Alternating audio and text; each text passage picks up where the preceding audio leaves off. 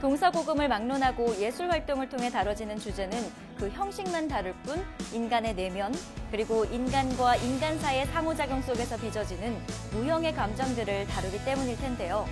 그렇다면 낯선 사람에게 다가가는 방법과 익숙지 않은 예술 장르를 새롭게 알아가는 그 접근 방법에 있어서도 어느 정도 공통점이 있지 않을까요?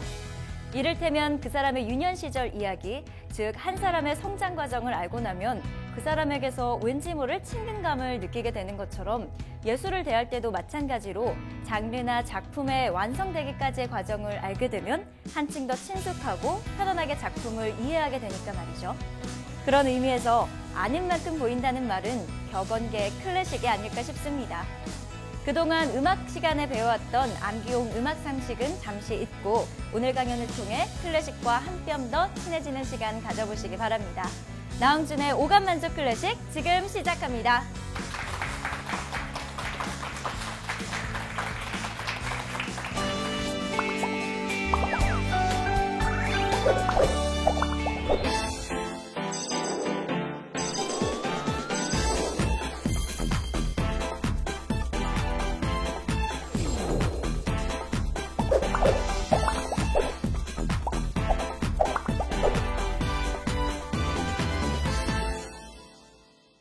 저희가 지난 시간에는 클래식을 이해해보는 시간을 가졌는데요. 오늘은 그러면 이 클래식이란 음악은 과연 어떻게 성장을 해왔을까? 어떤 사회적 분위기와 만나서 음악이 어떻게 변했으며 또 이 음악은 어떻게 활용됐고 또 누구에 의해서 활용됐는지 클래식 성장기 이야기를 해보려고 합니다. 마리조아 성장기지 사실 서양 음악사 이야기를 좀 해보려고 합니다. 약간 창피한 이야기인데 제가 대학교 때 서양 음악사 점수가 D 마이너였습니다. 이 D 마이너 점수는 어떤 점수냐면 원래 F인데 교수님 앞에 가서 무릎을 꿇으면 받을 수 있는 가장 큰 점수가 D 마이너였습니다.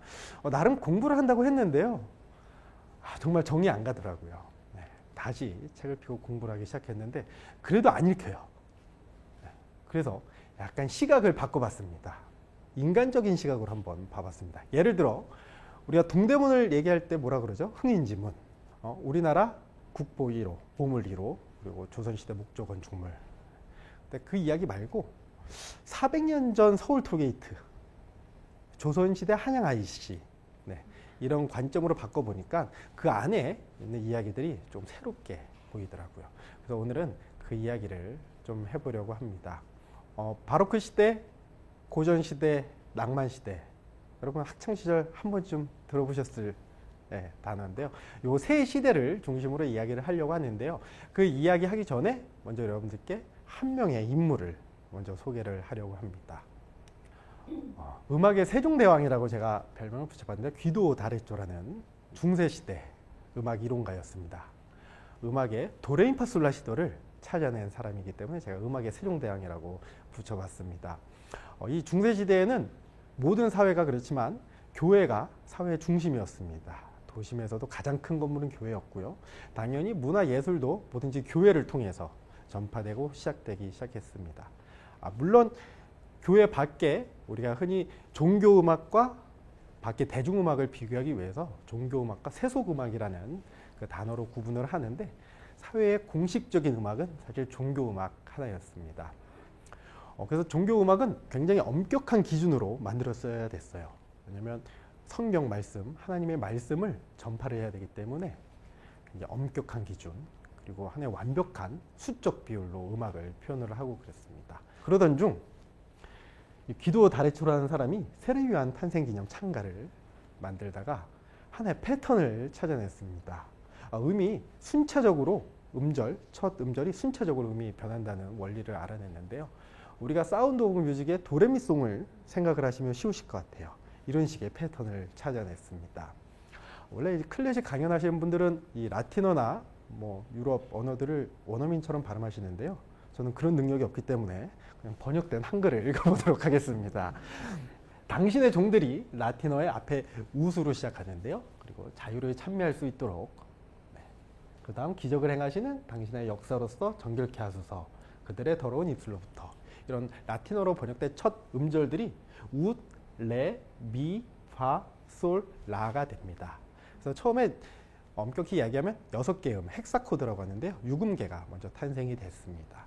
그리고 나서 저 웃이 발음상 도미넌스, 하나님이라는 뜻을 가진 도가 되고요. 그리고 나중에 시가 추가가 되면서 지금 우리가 쓰고 있는 이 도레미파솔라시도가 탄생을 하게 됩니다. 이 사건이 1025년 정도라고 해요. 그러니까 지금부터 약 1000년 전 이 도레미파솔라시도가 시작됐습니다. 그래서 이처럼 이 중세 시대에는 교회 음악 아니면 세속 음악이었는데 이 세속 음악은 또 반대로 악기 연주가 줄을 이뤘습니다. 아까 저희가 지난 시간에 이야기했던 그 춤곡이 발달됐었는데요. 도레미파솔라시도가 교회에서 탄생을 했는데요. 그러면 밖의 음악들은 도레미파솔라시도가 있었을까요? 없었습니다. 따라서 연주자들이 보통 다 즉흥 연주로 연주를 했다고 합니다. 이 음악은 생리상 많은 사람들의 공감을 받아야 살아남을 수 있는 장르이기 때문에 그때 당시에 즉흥 연주의 그 거리 악사들은 굉장한 실력을 갖고 있었다고 생각이 듭니다. 그리고 이 교회에서 한 가지 더 특징은 악기 음악을 금지를 했습니다. 왜냐하면 성스러운 메시지 가사를 담을 수 없기 때문에 악기 음악은 금지를 했다고 합니다. 이처럼 중세 시대에는 음악이 종교 지도자들을 위한 음악이었습니다. 엄밀히 따지면 종교 지도자들이 종교 의식을 행할 때 자기 말이 더 성스러워 보이게끔 만들기 위한 도구였습니다. 자, 그래서 제가 이 중세 시대의 음악을 하나 준비를 해봤는데요. 바로 노트르담 미사 중 키리에라는 부분인데요. 이 노트르담 대성당 파리에 있는 대성당 거기서 나왔던 미사 중 키리에입니다. 한번 들어보시죠.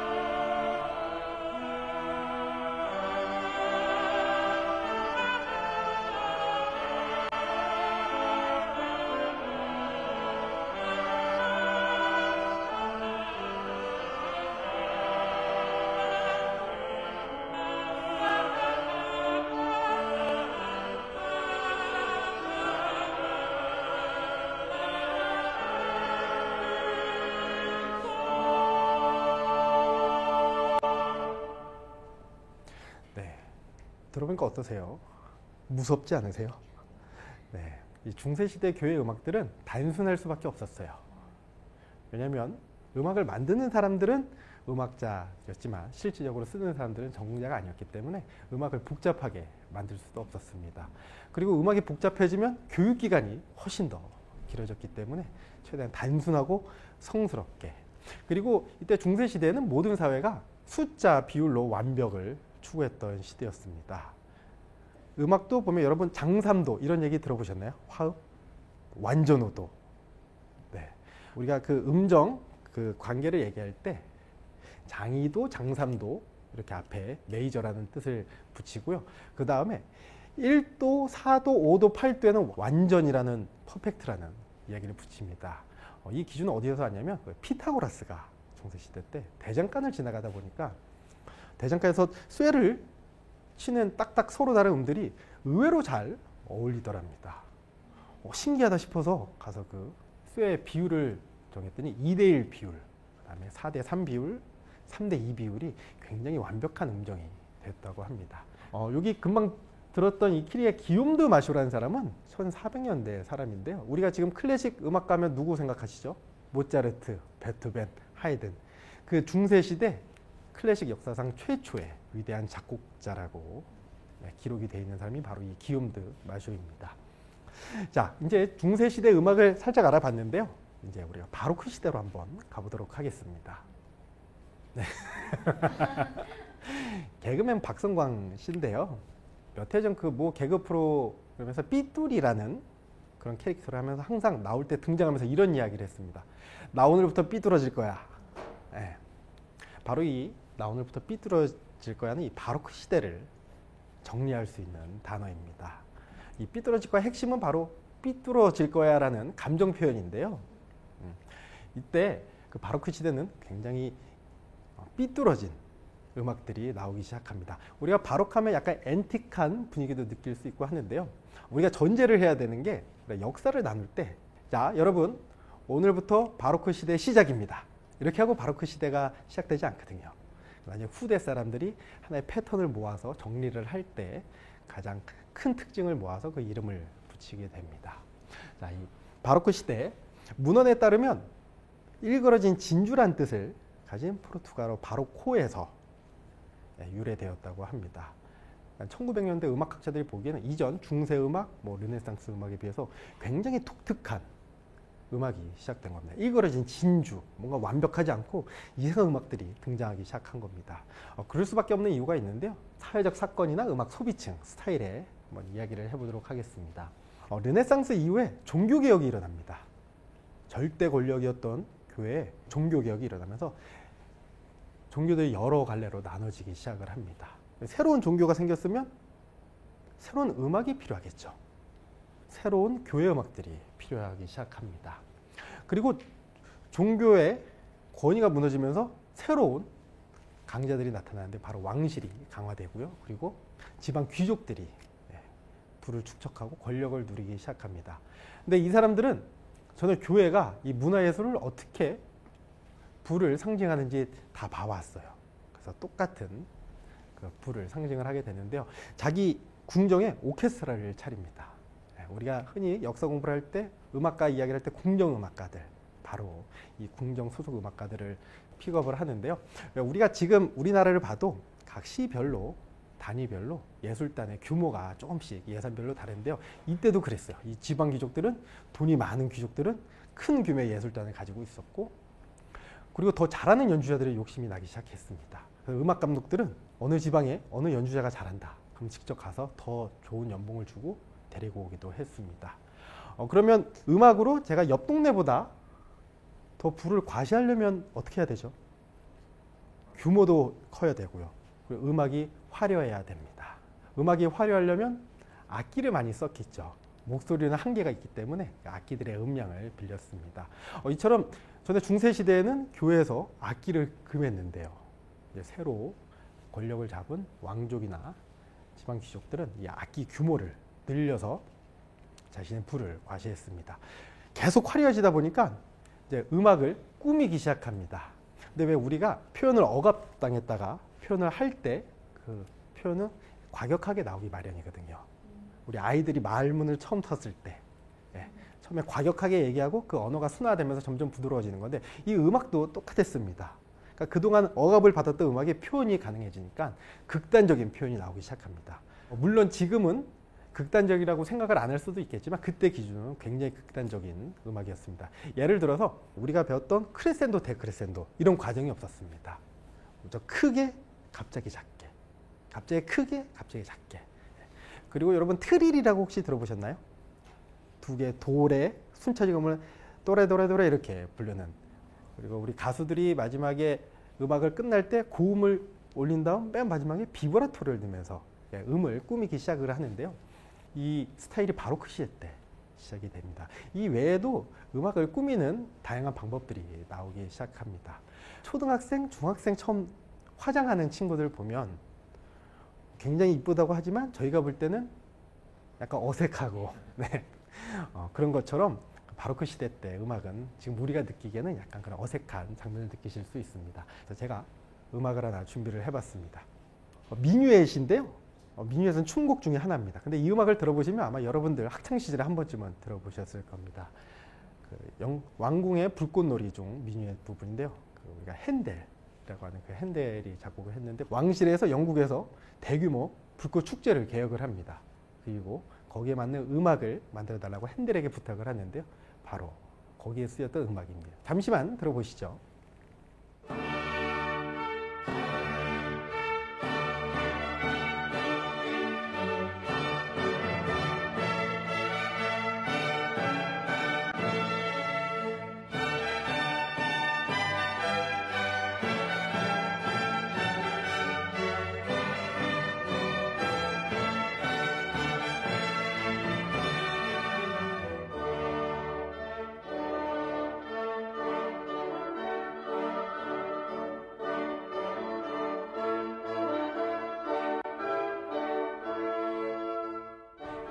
그 음악에 대비되는 걸 느끼셨나요?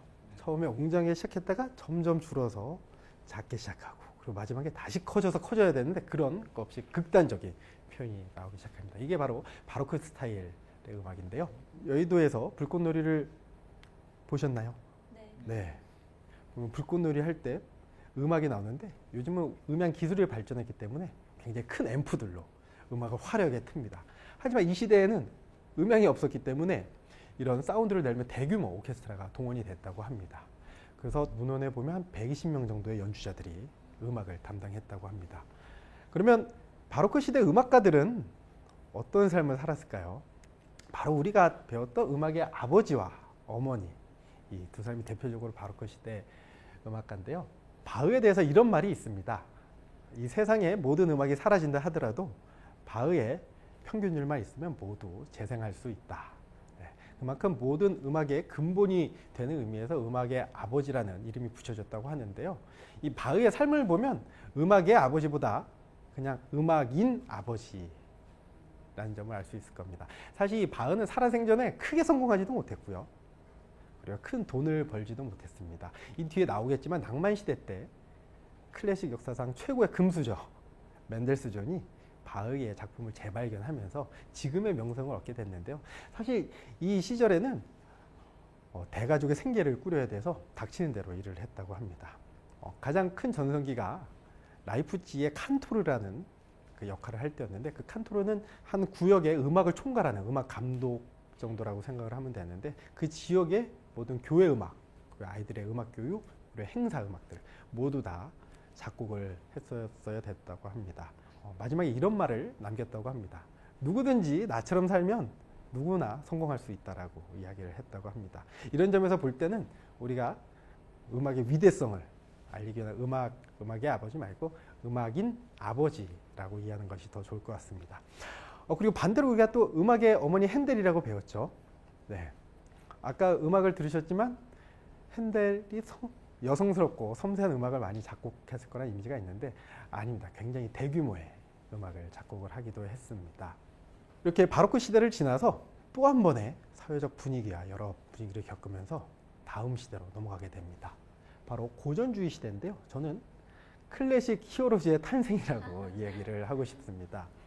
왜 음악학자들은 이 시기를 클래식이라는 단어를 써서 고전주의 시대라고 이야기를 했을까요? 바로 클래식 역사상 가장 영향력이 컸던 3명의 스타 작곡가가 한 시대에 활동을 했기 때문인데요. 바로 하이든, 모차르트, 베토벤입니다. 왜 클래식 히어로즈라고 제가 이름을 붙였냐면 우리가 히어로즈 물을 볼 때 히어로즈들이 누구랑 싸우죠? 악당들이랑 싸우죠. 왜 싸우죠? 지구를 지키기 위해, 다수를 위해 악당과 싸우는 이 보편성을 추구하기 때문에 우리가 히어로즈를 좋아하는 건데 이 음악 스타일이 그랬습니다. 이때는 유럽의 계몽주의 사상이 퍼지면서 사람들이 모두 진보적인 생각을 갖고 우리도 같이 문화를 누리자라는 생각을 가지게 됩니다. 따라서 음악도 왕실 지방 귀족 중산층까지 이제 음악을 소비하기 시작합니다. 따라서 바로크 시대 때는 자기 고용주에게만 음악이 마음에 들면 됐어요. 나머지 시민 사람들은 저 음악 별론데 하더라도 자기를 고용한 왕실이나 종교 음악가들이 이 음악 괜찮다 그러면 그 음악이 통용될 수 있었습니다. 하지만 대상이 늘었기 때문에 이제는 보편성을 추구해야 됐습니다. 그래서 음악이 다듬어지기 시작합니다. 우리가 보편성을 추구하려면 어떻게 해야 되죠? 단위를 크게 가져가는 거예요. 인류의 평화를 노래한다든지 아니면 사물을 노래한다든지. 그래서 고전시대의 음악이 보편성을 추구했던 음악은 어떤지 그 음악을 잠시 들려드리도록 하겠습니다.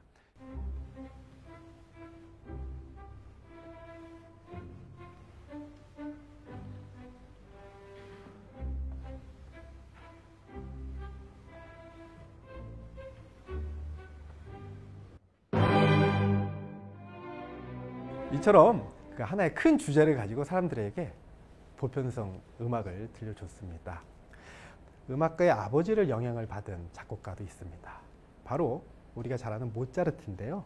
볼프강 아마데우스 모차르트의 아버진 레오폴드 모차르트는 궁정음악가였습니다.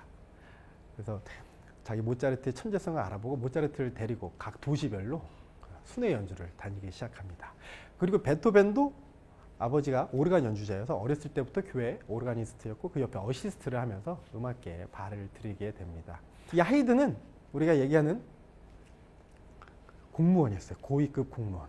그 헝가리 귀족의 에스테르하지 가의 평생을 음악 감독으로 일을 하면서 교향곡을 무려 한 100개 이상을 작곡을 했는데요.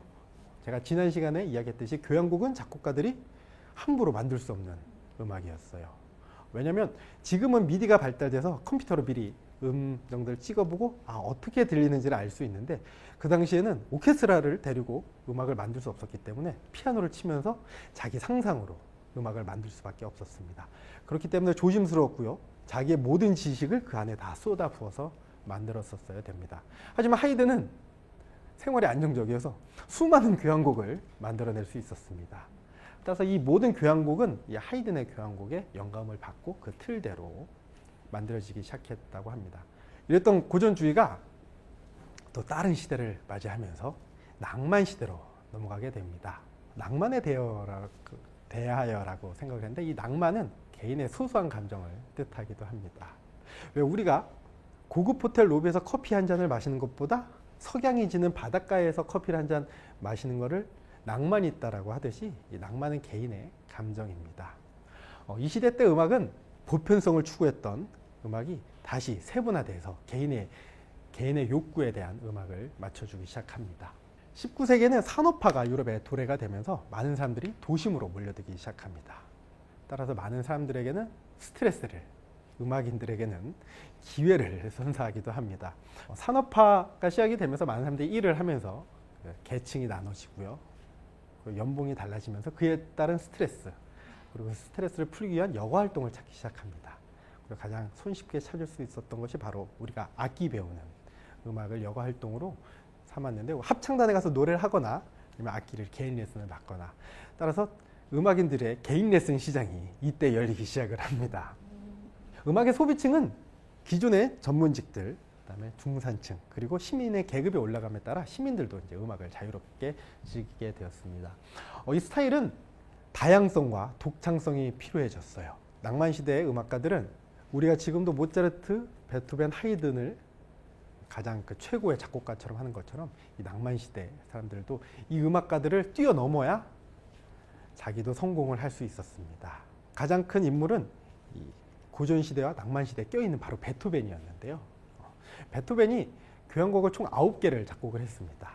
1번, 2번, 7번, 8번은 그냥 교향곡 1번, 2번, 7번, 8번이라고 했고요. 3번, 5번, 9번은 표제를 붙였습니다. 3번은 뭐 영웅교향곡, 6번은 전원교향곡, 5번은 우리가 잘 아는 운명교향곡, 9번은 합창교향곡인데 전문 용어로 숫자만 있는 것은 절대음악이라고 합니다. 그리고 부제로 붙인 것은 표제음악, 프로그램 음악이라고 합니다. 이 두 가지 스타일을 만들었는데 이 낭만시대 음악가들은 교향곡을 작곡하려면 이 두 가지의 영향을 받을 수밖에 없었습니다. 원조 맛집처럼 내가 이 베토벤의 계승자다. 이런 타이틀이 필요했기 때문에 다양한 음악들이 만들어지기 시작했습니다. 낭만시대에는 음악가들이 빛을 발하기 시작합니다. 왜냐하면 취미로 악기를 시작하면서 그 악기에 궁금해지고요. 그 악기 잘하는 사람이 우상처럼 보이기 시작합니다. 대표적인 게 쇼팽, 바이올린은 파가니니, 리스트 이런 솔리스트들이 스타덤에 오르기 시작을 합니다. 그리고 멘델스존은 금융가에서 태어나서 어렸을 때부터 금수저로 자라기 시작합니다. 어려움 없이 음악 활동을 하고 독일 문호 괴테랑도 어렸을 때부터 문화적 교류를 하기 시작합니다. 그래서 다른 음악가처럼 생계를 책임질 필요가 없었어요. 그래서 자기가 하고 싶은 음악을 마음껏 하던 중 라이프치히에서 음악 감독을 하다가 바흐의 작품을 발견하게 됩니다. 여기서 저만의 상상인데요. 만약에 멘델스존이 부유하지 않고 가난하고 자격지심이 많았던 사람이라면 바흐의 작품을 봤을 때 어땠을까요? 자기가 쓰지 않았을까요? 네, 바흐는 그때까지만 해도 최고의 음악가 이런 타이틀이 아니었었기 때문에 바흐의 수많은 작품 중 안 유명한 작품을 자기 작품에 갖다 쓰지 않았을까요? 저라면 그랬을 것 같습니다. 네, 굉장히 부유하고 이 음악적 사명감이 있었던 사람이기 때문에 이 바흐의 작품을 재발견하면서 다시 사람들에게 알리기 시작합니다. 그리고 이 멘델스존은 기존에 해왔던 연주의 틀을 깨기도 했어요. 우리가 지난 시간에 이야기했던 서곡, 협주곡, 시곡, 심포니, 이거는 고전 시대에 정형화된 하나의 음악회 틀이었는데 협주곡의 밤, 무슨 밤자를 붙인 기획음악회를 만들기 시작합니다. 왜냐면 흥행 안 해도 상관없거든요. 자기가 하고 싶은 철학대로 음악회를 만들고 음악을 만들기 시작을 합니다. 그리고 차이콥스키, 그다음에 드보르작, 이런 동유럽, 다른 나라 북유럽의 이방인이라고 할 수 있는 비주류 작곡가들의 음악도 주목을 받기 시작을 합니다. 우리 가요만 좋아하다가 나중에 레게 음악, 팝 음악, 또 다른 나라의 팝에 관심이 있는 것처럼 음악의 소재가 다양해지다 보니까 북유럽, 동유럽에 있는 작곡가들의 음악들도 같이 빛을 보게 됩니다. 이렇듯 낭만 시대가 끝나고 다시 소재를 찾기 위해 신고전주의, 신낭만주의, 그리고 근대로 오고 1900년대 현대로 접어들게 됩니다. 사실 우리나라 클래식은 1950년대 처음 오케스트라가 만들어져서 왔다고 해요. 1950년이면 유럽에선 벌써 이 과정이 끝나고 현대로 접어들었을 당시인데요. 결국에는 이 클래식이 완성된 형태로 우리나라에 들어왔습니다. 그렇기 때문에 쉽지가 않아요. 이 클래식의 성장기를 보면 우리 바로크 시대 때는 우리 사춘기라고 볼 수 있고요. 고전 시대는 사춘기를 잘 겪은 시대라고 볼 수 있고, 낭만 시대는 한 30, 40대 정도 자기의 개성을 추구하는 시대라고 볼 수 있는데요. 이처럼 음악이 어렸을 때부터 또 사회적 변화, 사람들과 같이 얼마만큼 호흡했느냐에 따라서 지금 사람들이 공감을 할 수 있습니다. 이 점도 이 클래식이 지금 우리나라에서 공감이 잘 안 되는 부분 중 하나인데요. 이 시기에 맞춰서, 여러분들 시기에 맞춰서 들어보시는 것도 좋을 것 같아요. 우리가 아이들에게 드라마 스토리를 들려줄까요? 아니면 동화를 이야기해 줄까요?